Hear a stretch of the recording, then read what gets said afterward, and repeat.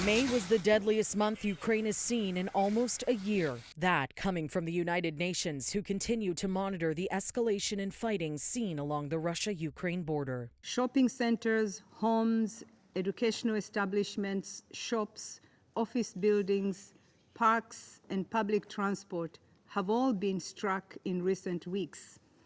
At least 18,100 people in the Kharkiv region have been newly displaced, according to estimates by the International Organization for Migration. Since the 10th of May, Russian forces have ramped up their attacks on Ukraine's Kharkiv region, leaving behind a trail of death and destruction. On Saturday, however, Ukrainian troops fired back, sending airstrikes into two Russian-occupied Ukrainian cities, Kherson and Luhansk.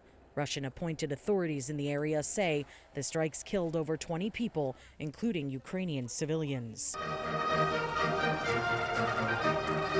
And while his troops attempt to hold down the eastern front and reclaim the south, Ukrainian President Volodymyr Zelensky is in Paris, meeting with his French counterpart, who's pledged to continue supporting Ukraine. L'Ukraine sait qu'elle peut compter sur notre soutien dans la durée. Ukraine knows that it can count on our long-term support in its fight to help it as long and as intensively as necessary. It also knows that the Charter of the United Nations and European integration, inspired by the fight waged by the Allies 8 decades ago, will always be our most reliable compass. Also at the Elysee Palace is U.S. President Joe Biden, who on Saturday spoke with Zelensky about the delays in American military aid.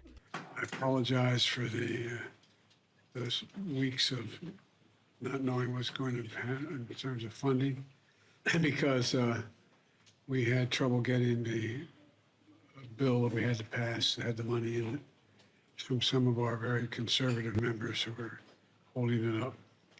But we got it done finally. He also used the time to announce that the U.S. is sending more help to Ukraine in the form of a $225 million aid package designed to help the country reconstruct its electric grid.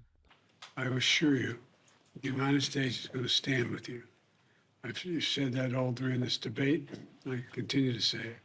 The United States is standing with you. Thank you so much for your significant support. Your administration.